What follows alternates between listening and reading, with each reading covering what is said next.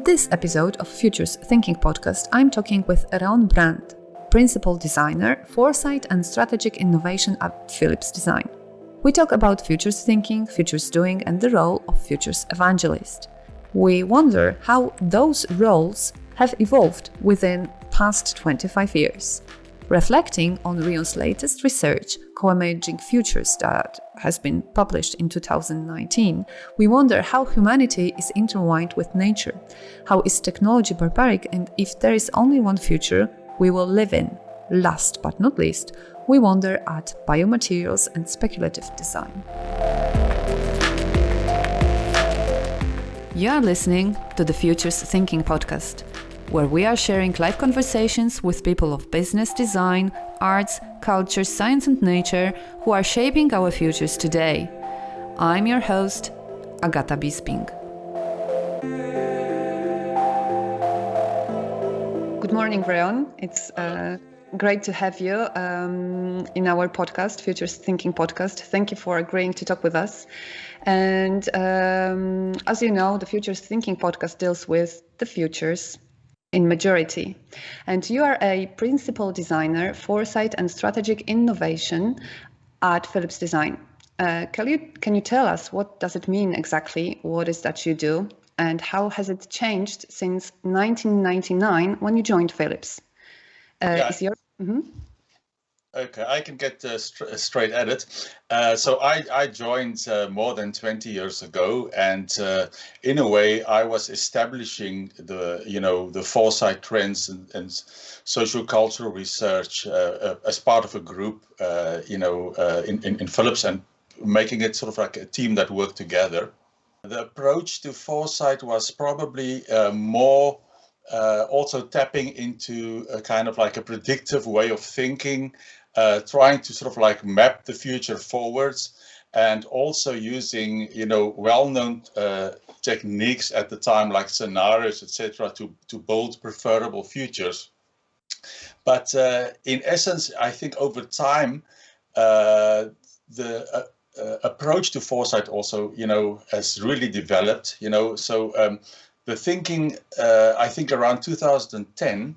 We published a report, Rethinking Value in a Changing Landscape. And that was coming very much from a socio-economic perspective of looking at sort of like waves of value creation and how that was moving forward. In my latest report that I published in 2019, I realized, in terms of if you look what is happening in the world, it is time that we cannot only think of value for humans or socioeconomic value anymore, because the Earth, we have to recognize as a connected system. And we are facing this possible existential consequences because of things like global warming and environmental decline. And we have to look at the Earth system. So I think my approach to foresight has really sort of like evolved from more kind of like predictive and scenarios and thinking about the kind of futures a company or certain groups of humans would prefer, towards through the understanding the social cultural waves of value creation, towards more now taking a more ecocentric approach and sort of like putting the ecosystem at the center rather than only human beings at the center. But if I'm saying this, I also want to mention that also my latest report is not a report specifically for Philips or for Philips strategy, because increasingly we have to work. If you want to do meaningful foresight and make meaningful impact, you have to consider to work on issues that requires collaboration of a wide range of stakeholders. So it means that if I do a future study, it is something that should appeal to a wide range of people for understanding and for discussion, and you have to view it from that point of view. Okay, so it means that it's a sophisticated chain of value and knowledge transfer in order to do foresight as sort of in 2021. And you've mentioned that your report involves a lot of stakeholders, concerns a lot of stakeholders. And I have a different question. Is your job the kind of job that you can do alone? Or, as you have stated in your entry statement, that you've built a team. So it kind of answers my question, but I would like you to develop that. When I started out, we had sort of like a broader team because the role of Philips Design was broader, and we did also a lot of consultancy for other companies outside Philips at the time. Now it is more sort of like, it's much more of a smaller core team. And I find also that flipping between doing some intense work just by yourself, immersing yourself in a lot of like a wide variety of literature, and then creating sort of like opportunities for sharing and discussion and reflection and giving materials to other people to read that is being curated. And then going back, I think that's kind of dynamic for me works best. Rather than sort of like doing just a big exercise with a lot of people. I find quite often these things can stay on a superficial level if you don't have that sort of like dynamic of like really going more into deep the and content. wide. Yeah, exactly. But on the other hand, in order to dive deep and to think intensively, you need to have the literature and the data that are based on the work of other people. And you've mentioned socio-cultural insights that you are taking into consideration. Are there other reports? I'm actually asking what is your personal pro tip for good research and good foresight analysis? Right. I think foresight is an interesting. I don't know if you're familiar with causal layer analysis. Yes, I have actually talked with Sohail in Ayatollah 2 weeks ago. Yeah. So I think, especially when I was more looking into preferable futures, that was a sort of like a good approach because it basically looked at different sort of like layers of understanding and putting that together. And it was like an approach to come to sort of like a more organic level of understanding. Now, that for me is really important. The way I approach it is I go to a very wide variety of sources. I go to history, I look at philosophy, I look at, science, I look at sociocultural developments, economic, so you need to actually cast a very wide view, and then you need to be able to see relationships and connections. And that, requires a lot of like deep thinking and reflection. And this is also why it's not like you can quickly go to sort of like one or two experts and put together something. I think it requires quite a journey to get to a level of understanding where you can start to make a synthesis that is more organic and that is like really interconnected. Do you think that this knowledge comes with experience, or that you can teach it or learn it at some kind of future studies? There are methodologies that I think can be helpful, but I think any approach has black spots and pitfalls, So I think it's important to realize that you cannot only rely on methods.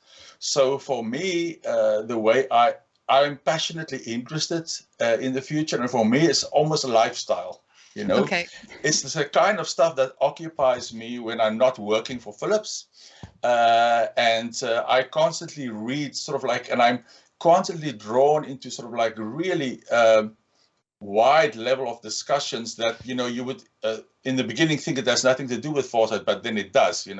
So that is why I'm saying also it's not something that you can just put together a couple of people in a room and then come up with. You can do that, but it's going to be really shallow. So for me, it's something that you really have to immerse yourself in, and you have to continue to do it and to be continue to be sort of like engaged in the topic and immersed in the topic. Yeah, I think that's and then it builds up. You build up a deep sense of intuition. You see connections much more easily. Than when I started out, it was really hard work. It was more like a kind of like a mechanical analysis. Now it becomes, I think, much more intuitive, and I see connections much more easily. And it's something that you can only develop over time. Yes, this is most interesting what you are saying now, because intuition has not been viewed as an advantage at any point within the last 20 or 25 years, and it has been connected with the features that are not scientific, that are not based on data, and it means that they don't mean actually anything. And if you would come up to a company and say, okay, this is my intuition, this is what my intuition tells me that you should do and follow, you would be sort of like, okay, but now this has changed a lot, and people notice that intuition is actually not something that is figured out. It's a sum of experiences that you have that allows you to multiply the data and to analyze them in such a way that you come up with the best possible solution. It's true. And the thing is, I think, nature, on the planet has survived for more than 4 billion years, and it's not done it with data. It's done it with intuition, and it's done it with like conscious learning and with immersion and with relationships, And the thing is, I think, especially from a Western point of view, and you can trace it back to Plato, where the early Western philosophers valued things like reason, rationality, logic, and we always think we can sort of like break things down into little building blocks of understanding that we can then reconfigure. And that kind of like reductionist approach and this like deterministic way to view the future, I think, I'm not saying it doesn't have a value. I'm just saying if we only do that, it severely limits us. Yeah. I totally agree. And you have mentioned the causal layered analysis, and we have recorded a podcast with Sohail, and he took me to a journey of a personal CLA to immerse in the myths and mythologies. And this is something that people still learn to value, to immerse themselves in something that constitutes their intuition. But you have mentioned also values, and I'm wondering, can you, by implementing innovation, and I'm interested in your definition of innovation, really implement meaning and value in organizations? And then again, there's another question: how do you define meaning and value? Yeah, I think it is an interesting question, because the thing is, value for me is not only about in company context, it's not about only financial or material gain, but it has to consider like the equity of how value is fairly distributed to all stakeholders in a network. And if I say stakeholders, I also talk about nature and the natural environment. And I think one of the key problems of our pursuit of progress through technology is that we've basically, for most of the time, we've ignored the impact on the environment. We've not considered like the loss that the environment has to endure, for us to actually take this a trajectory of pursuing technology development. And I think it's something that we've reached a point now where, with climate change and so on, that we cannot ignore that anymore. So it means that we have to create a completely different level of awareness. We have to question our approaches, and we have to question the wisdom of the approaches that we followed in the past. So I think, I think meaningful for me is like a little bit like, you can say it's what resonates with your values, but it's, often people use a lot of like these kind of like, cool words like, meaning or meaningful brand and meaningful everything. But in the essence, if you really start to question what is meaningful, and it took me quite some time to get to this, for myself, to the essence of like meaning for me is like that you relate to something bigger. Okay. So I think the nature of relationships, how we relate to one another, how we relate with nature, that in itself has a certain meaning. It's what gives us context. It's what gives us meaning, and it connects our lives. If our lives are like really, and that is a problem, I think, of also Western civilization, because we value sort of like individuality. We value like personalized solutions for us. Material success. Yeah, and material success. And in the end, our lives, many people feel in the end that their lives are meaningless, and they arrive at some point at some level of existential crisis, and the meaning is there, but it's just something that we ignore for the pursuit of something else. We have to build those relationships, and then I'm wondering, can you relate that to organizations and companies? Because if you say that we as Western civilizations, as identities, we have faced the existential crisis because our lives were sort of empty, meaningless. And then I can relate that to companies and ask, is there a point at which a company decides that it has come to an existential crisis? Because it would mean that if the company makes money, then, merry goes round. It doesn't really matter whether that company is good for the stakeholders. The shareholders are happy. They have money and they don't come with the, existential crisis because they can buy anything they have in the world. So I'm just wondering, is there a point that you can see at an organization that, okay, this is the existential crisis and we want to do something meaningful? For me, Patagonia is such it's a super example of a CEO, I think, that has gone through that sort of like deep personal transformation, and it reflects through everything in the way that his organization behaves and how they, approach their business. Not all organizations are at the same level. And I think especially if you go back to the 80s when the kind of like super brands started to emerge, brands just wanted to be cool, and they wanted to basically use the branding position and the brand image. It was a veneer, it was an image, it was like just a story to be sold, that so people buy into a kind of like lifestyle of consumption. Yeah. I think many brands now start to realize, if we all stay on this trajectory, the planet will be destroyed.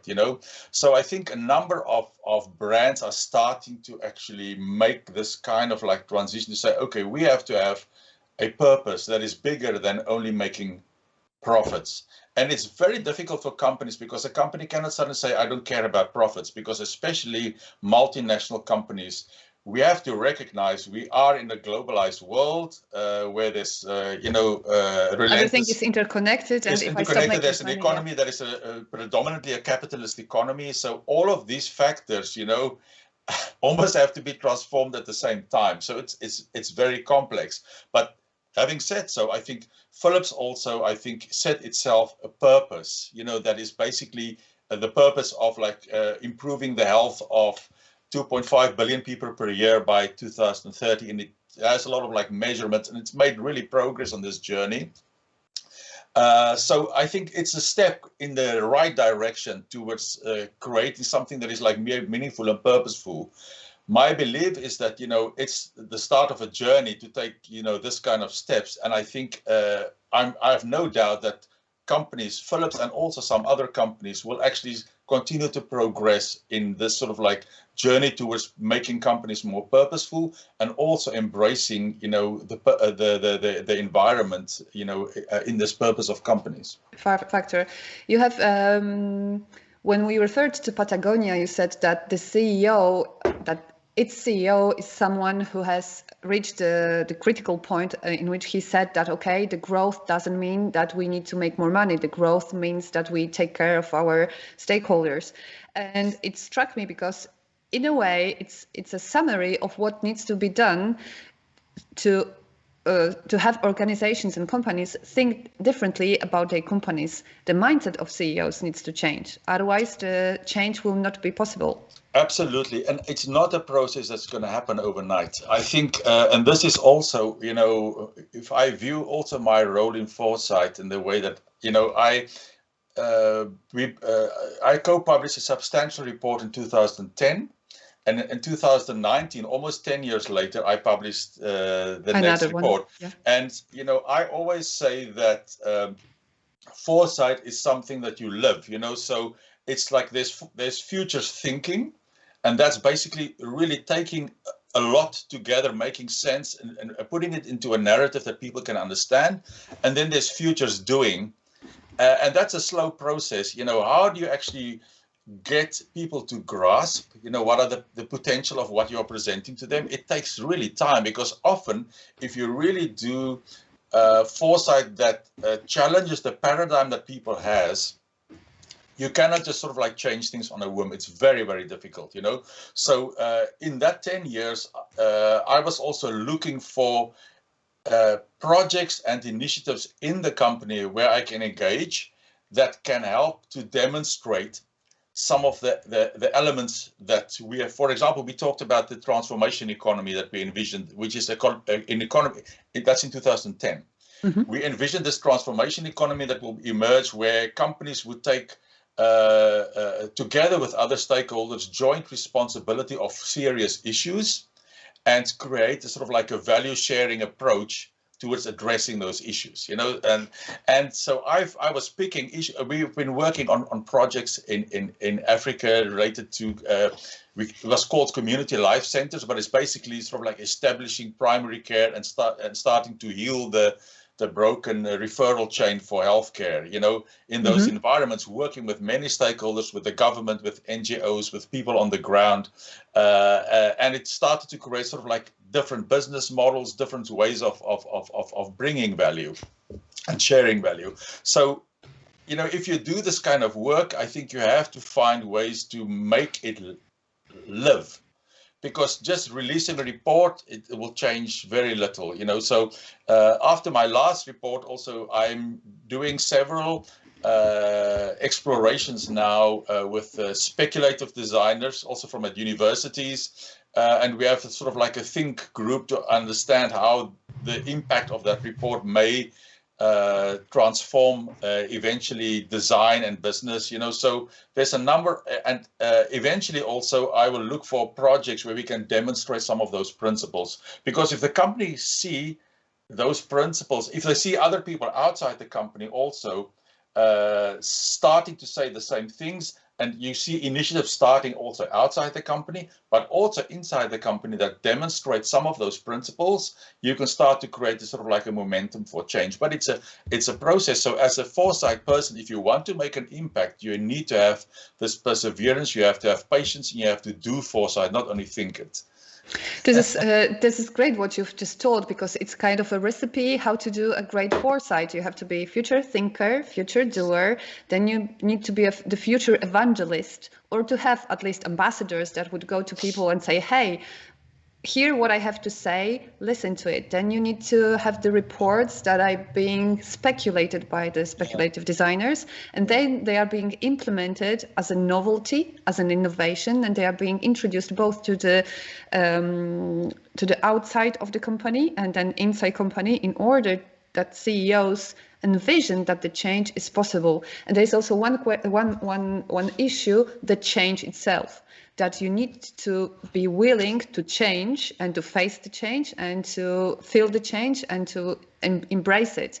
Otherwise, you can be just declarative to say, okay, I want to change. And then when you face the change, meaning you need to make a great effort, then sometimes it just, it's too much for me. Yeah.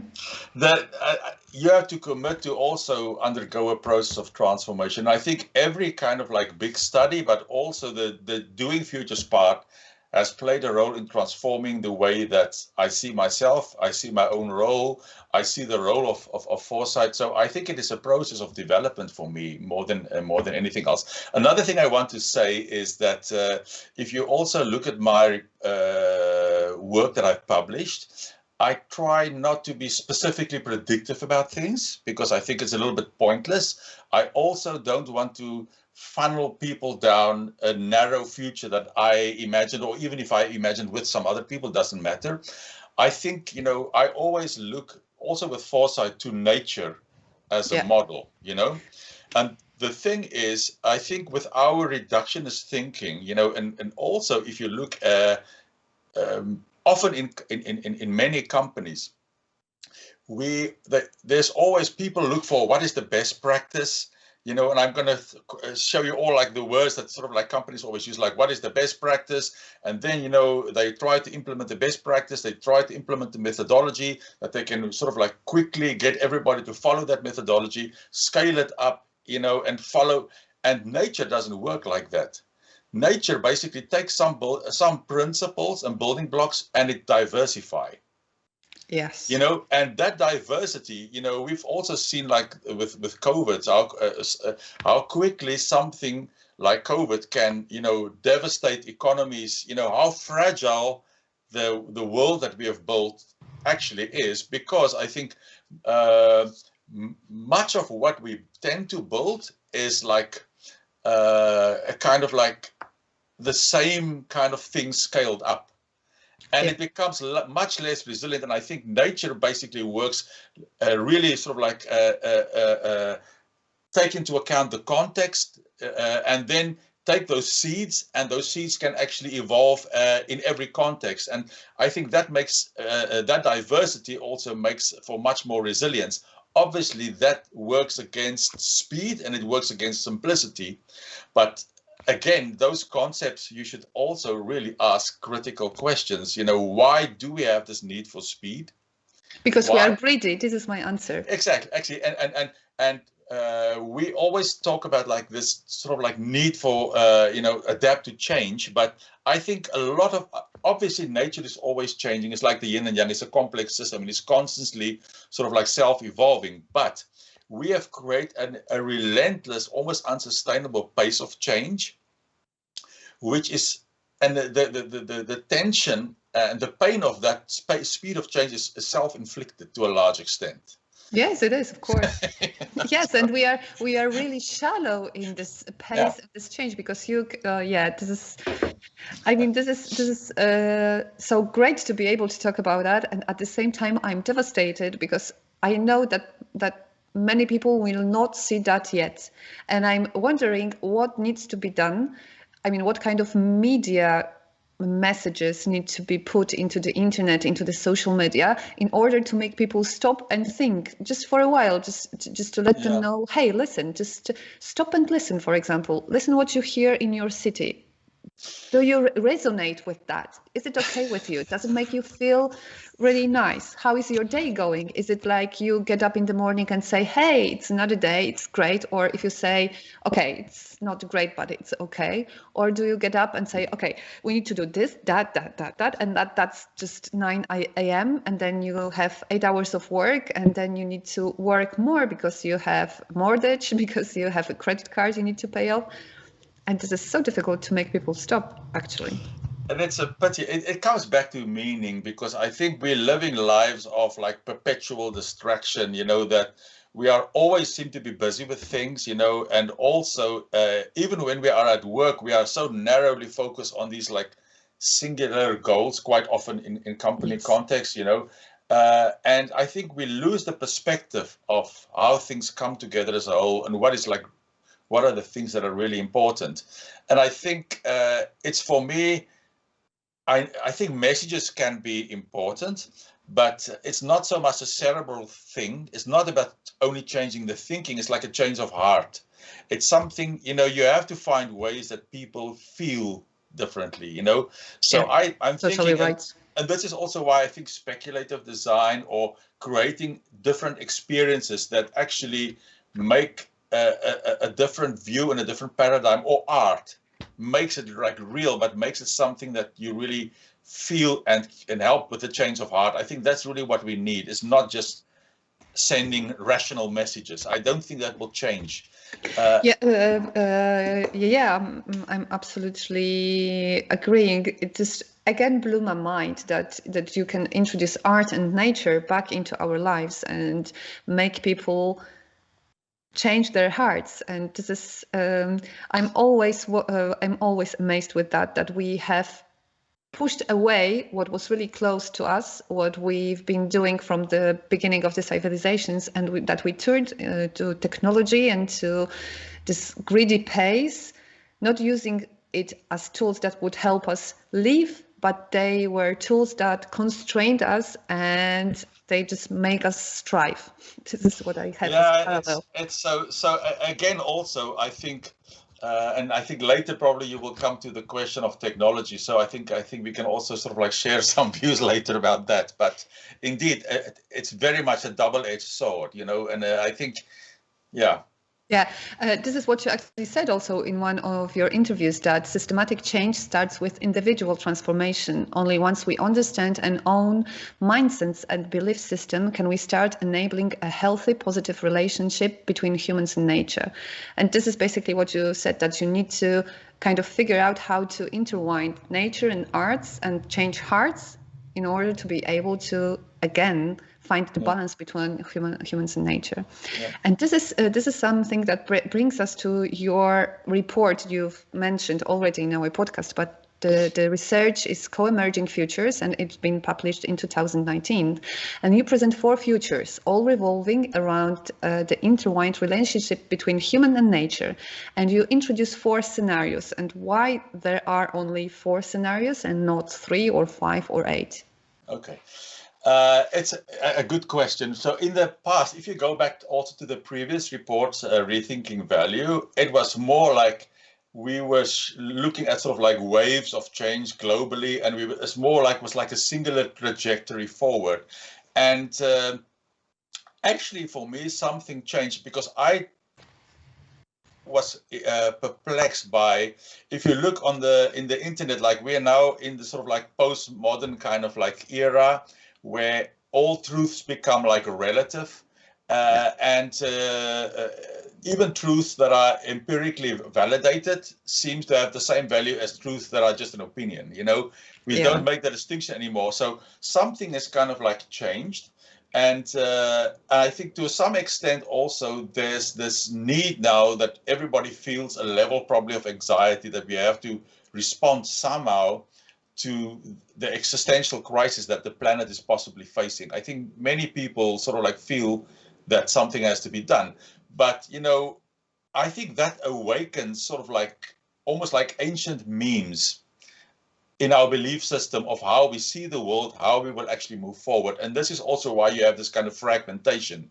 And you see now, for example, if you use Google, if you do a search and I do the same search, we get completely different results. Yes, yeah? Exactly. Yeah. So we have this sort of like bias introduced by algorithms that study us. And it keeps us in a sort of like a bubble of self-confirmation, you know. So what we are seeing is like the way that people see the future moving forward is like really sort of like fragmenting and becoming very kind of like insular.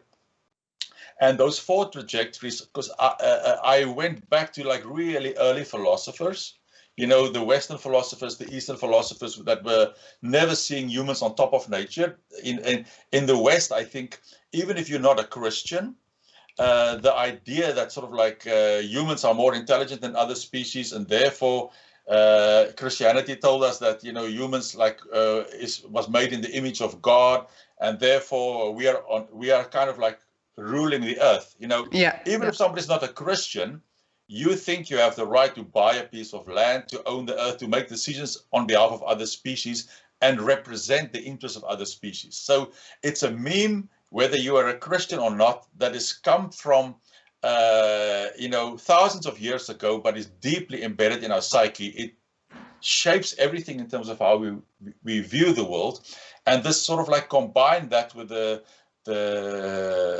our education that is based on like reductionism, like and believing everything's is built from like material building blocks that we can reconfigure. You know, that drives us into a certain mindset, and you know, it is like fueling this sort of like ideals of progress that is basically started to accelerate in the Enlightenment in the 18th century. You know, so that is a trajectory that is just sort of like self-propelling. You know, so I was looking not so much exactly what will happen, but what are these like strong sort of like funnels and streams that are like propelling us forward. And, you know, for me, I could identify 4 very strong ones. And that is what you see there, that are fundamentally fed by different root memes, if you like it, and understandings, you know, and philosophies. And that is basically what is propelling different groups of people forward and envisioning for themselves a very different kind of future that are co-emerging, because you have different groups of people invested in a very different kind of future ideal. And what is your preferable future? Okay, I think strangely enough, because if you prefer a future, you say, but this is obvious, everybody has to prefer the same future. No, But, no. Obviously not. But it's incredible because, like, for me, the Gaia, the connection that we have with the planet, and what made it, like, really, because I'm a microbiologist by training. So I studied molecular biology, and I understand that, we like to see human beings as like we are a species. So we're an entity, we're an individual, but a human being, our body consists of 40% human cells and 60% bacterial cells. Yeah. That so is we your are body. run by bacteria. You are more bacteria than you are human, So actually your whole body, what you think of yourself as you, is an ecosystem. And that ecosystem, the health of that ecosystem, your health, very much the way you digest, your mental health, everything depends on how your microbiome behaves, how you feed it, the environment that it interacts with, So for me, the Gaia just makes sense because, like, there's like this deep connections in nature that I think we have not nurtured, and there's like compromising also our health, If you look at like many diseases like Alzheimer's, Crohn's disease, diabetes, they are predominantly Western diseases. We live in environments where there's 100,000 chemicals released into the air today in our houses that were not there a century ago. Yeah. So we make ourselves sick, but then we have to actually focus on our job, make a lot of money so we can spend a lot of healthcare to make ourselves healthy. Yeah, this is an ecosystem also, It's a weird cycle. So you start to question, obviously it's not something you can change overnight, but I think I have this awareness that, if we create a healthier world and healthier interconnections, ecosystems by themselves is yin and yang, and one species has to eat another species, and there is that, but there's this sort of like balance, and if the ecosystem is healthy, the majority of the species are also resilient and healthy in that ecosystem, and I think we've taken ourselves out of nature, out of the food chain, and I think but our bodies, the way we are constructed, still has the need for us to stay healthy, to have that connection, and I think that for me is a point of consideration that we are not taking serious enough. So I am emotionally far more invested in the Gaia trajectory. So I have my views that I also expressed in the report on all the efforts on sustainability. Mm-hmm. I think there are many good things happening, but I also think if you really think in terms of like the planet over the long term, I'm not sure that is just going to be good enough. So and I make those points. So there's a lot to reflect on, and the report that I see more is like there for seeds of reflection, because I think if you imagine these worlds unfolding, you can I don't see them as 4 scenarios. I think these are like 4 streams of thought that is propelling us forward. And within any of those 4 streams, you can make different scenarios, and you can also make scenarios across, because they are obviously sort of like co-emerging. Yeah, and some parts may be more vibrant, more vital, and some may be diminished, and on the other way around. I can easily relate to the Gaia scenario. I'm not microbiologist, but I just feel with my guts that if we turn away from nature, then the nature calls us back, and it strikes us back with the information: you are sick, you need to get rest. And the fact that when you go into the woods and see the nature around you, it just simply soothes you and gives you the feeling of being one with nature. And also, while restoring the nature, or actively taking part in not bringing the nature down, but letting the nature grow right beside you, is the coexistence I think we need to follow. And there is another question about the technology. How do you introduce technology into nature and human? Is technology an agent of change? Is it an instigator? Is it a tool people can use? Or is it a concept that can ruin humanity and nature? Okay, so I think that is a big discussion. And again, for many technologies, it is not the technology itself, but the way it is applied and where it is applied, that actually sort of like makes the difference, of how it impacts positively or negatively. That's the first thing. As a reflection point, and it's something also I mentioned in the report, is that we are the only species in nature that creates waste that no other species can use. All the other species, the waste of one species is the food of another species, Yeah. And if you think like we are constantly sort of like driving innovation, I think it has something to do with the sort of like way that we believe in material building blocks, and like we have like this deterministic view. If we sort of like change this, we can send things into a certain trajectory, but we quite often ignore the relationship with the rest of the environment. And we are in a sort of like an open, complex system in the world, And with complex systems, you cannot always predict the outcome if you make a change. There will be a change, there may be an impact, the system may shift, but you cannot always predict. So I think we have the illusion that we can sort of like just push things in a certain direction, and maybe for some time it will go in that direction, but there will always be a lot of like unintended consequences in the system, So I think we have to start to question this sort of like deterministic goals that we set ourselves, and really sort of like look much more at a systems perspective. The other thing is that I think, we think our technologies are super sophisticated. We can do sort of like amazing things, and we can. But depending on your perspective, you can also say our technologies are incredibly primitive and to some extent barbaric. The reason I'm saying that is that if you have technologies that basically destroy the substrate and the environment in which you are living, you cannot call those technologies sophisticated, Yeah. And nature has incredible innovation and incredible sophistication. I mean, if you think of like, for example, we have like all these sort of like technologies for seawater desalination. And it's like in the desert in Saudi Arabia, there's like all these like incredible huge installations with pipes that is pumping almost like really toxic levels of chemicals back into the ocean. But there are many species that actually use reverse osmosis in a biological way and do the same thing.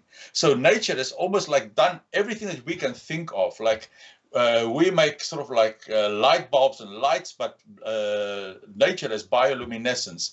There are bacteria, there's a bacterium called Geobacter sulfuridescens that makes these like long nanofilaments that conducts electricity. And there's now a group at MIT that's using this bacteria to investigate to make live batteries, because they just generate electricity.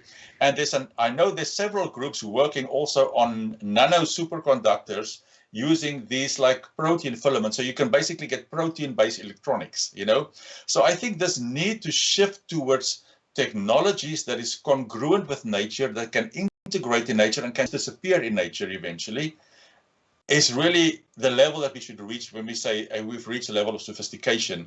Everything else that creates sort of like pollution, side effects, the need for mining resources, destroying the face of the planet, destroying nature. So I have to switch this off.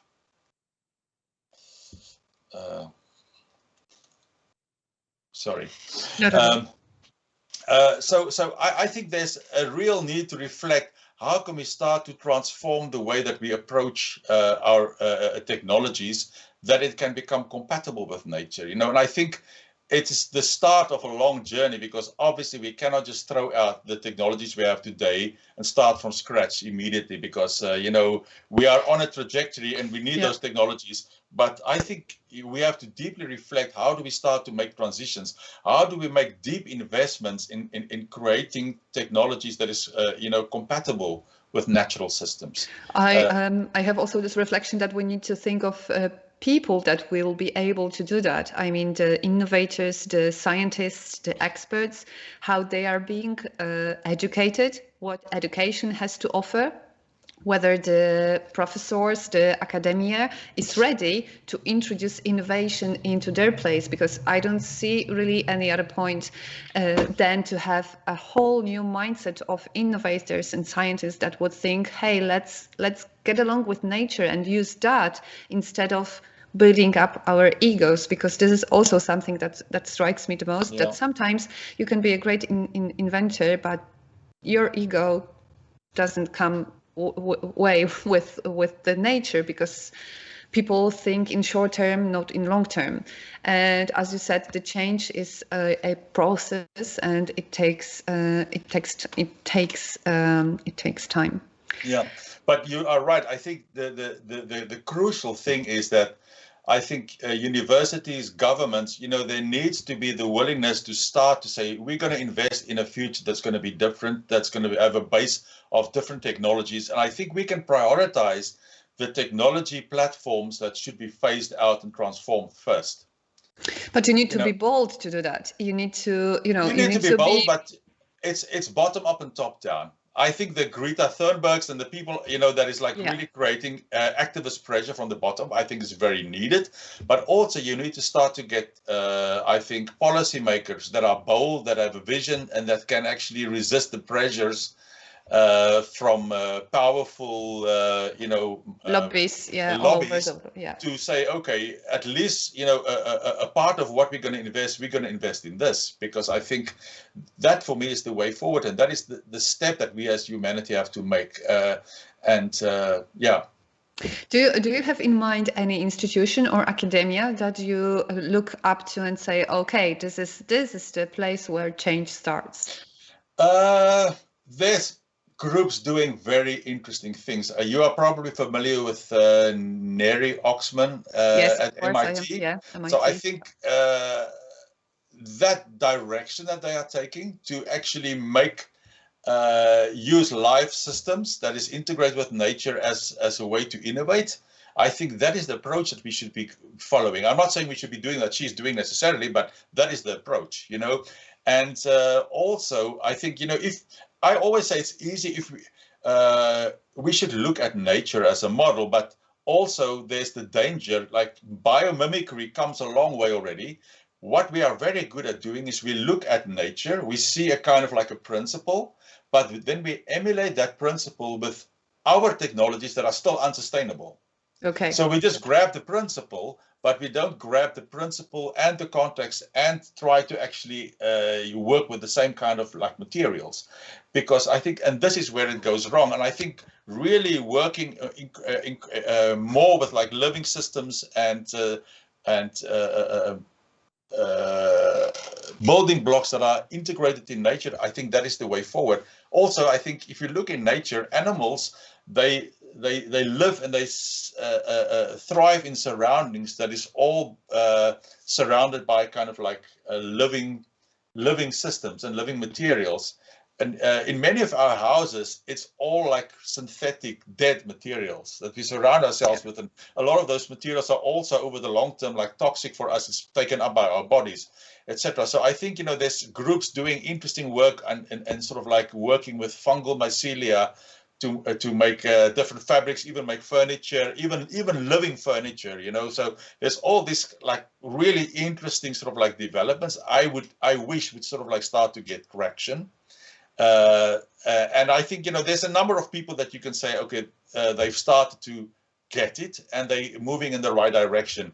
But it needs to still take quite a few strides before it will become kind of like embedded in most, I think, organizations. Because I think for organizations, it's very difficult to make that transition because of like this pressures of like short-term deliverables, pleasing the shareholders. There's a lot of context to it. That cycle makes it very complex for companies to actually take on those transformations. But I think, and this is also why I think governments have to actually maybe give tax incentives or create conducive set of conditions where companies can actually consider and implement some of those transitions more easily. So. Okay, I have few last questions, and they are more personal than professional. There was a great speech about Matthew McConaughey winning his Best Actor Oscar in 2014, and he asked three questions. I actually answered, but I guess those questions are just perfect to ask you. What are the things, issues you look up to each day? You mean that I look forward to, or No, you look up to each day. So it's like a role model for you. It's like you, yeah. For me, I think I'm inspired by me. It's very difficult to answer this because I'm inspired by a lot of different things. I think there are some people now in philosophy that is really sort of like articulating very well the sort of like the post-anthropocentric shift that we have to make. I find it super inspiring, and I'm thinking of like the possibilities of this.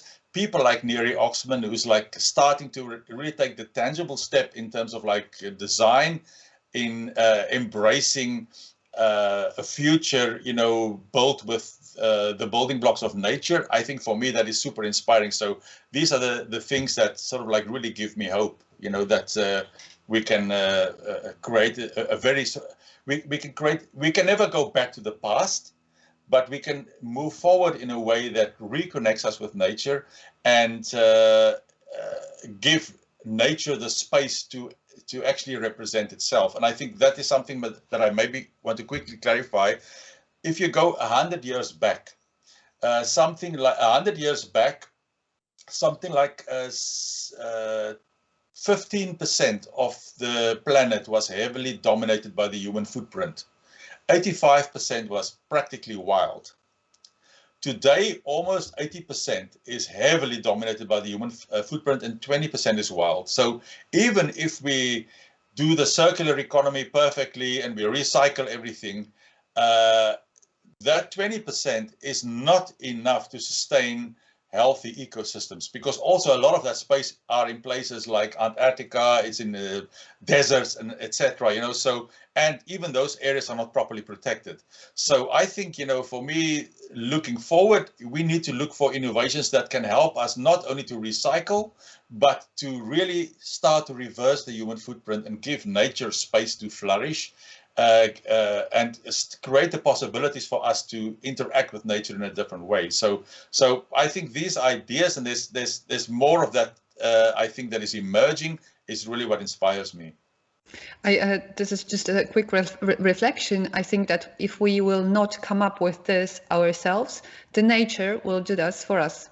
I mean, COVID could be a sign from nature saying, well, hello, you haven't stopped, so this is me stopping you. Yeah. Nature needs us more than we need nature more than nature needs us, and I think that is the thing that we should never forget. And I think also because of the way that we have structured our societies, with very kind of like scaled singular systems taking care of like many of the functions that we have to fulfill, it makes it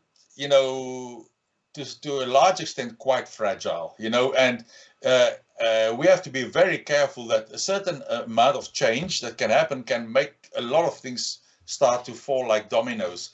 So I think we need to really start to think about, I think, the resilience and the diversity of our systems, and start to sort of like aim for models that are closer to the wisdom that nature has actually evolved over billions of years.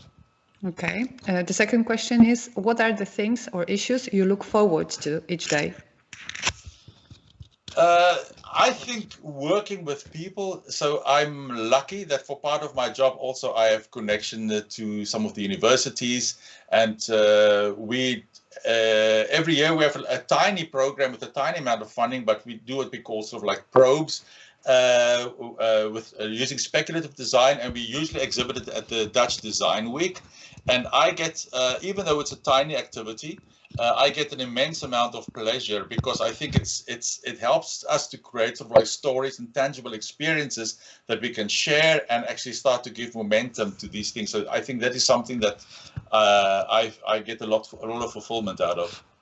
And who is there to chase? If you say that, you mean? And if there is someone you would like to, it's like again a role model for you, but not an inspiration, but for example, a philosopher, a scientist, or a person that works with you, or at home or at job, and you would feel that being with her at the same pace or with him in the same pace would make you feel fulfilled. Yeah, again, it's difficult because my interests are super wide. Again, and I mention again Neri Oxman because I think the work that she's doing is stunning. However, I would like to see that more brought towards a level of implementation that becomes part of people's lives. So I think she's a person for me to watch and to keep your eye on. Okay, and the very last question: what is the most common cognitive bias you witness? There are so many, I think, and I think the idea that I'm from the West, so the one that I witness the most is in people surrounding me. So I think, people often still think, that we can set, these very clear goals and sort of achieve these end goals, and it was sort of everything would just sort of follow us into achieving that goal, and ignoring the sort of the systemic impact around that. And I think that is for me the biggest kind of cognitive limitation that I see, is that people, and many of the processes also in organizations of lean, becoming very sort of efficient, focusing only on sort of the customer value very narrowly. Many of these processes sort of fuel that. And people, when they make progress towards those goals and they measure them, they feel that, we're really going in the right direction. We're achieving everything that we set ourselves up to achieve. But it doesn't mean in the big system of things that all will be well, and I think for me that sort of cognitive limitation is something that I find very common in Western societies in general. Reon, thank you for your conversation and for having you. I hope that we can spread a good word about future and become future evangelists. Thank you for the dialogue. I really enjoyed it. Thank you for your questions. Thank you. Bye-bye. You are listening to the Futures Thinking podcast, where futures meet present, powered by Green Hat Innovation and 360inspiration.nl.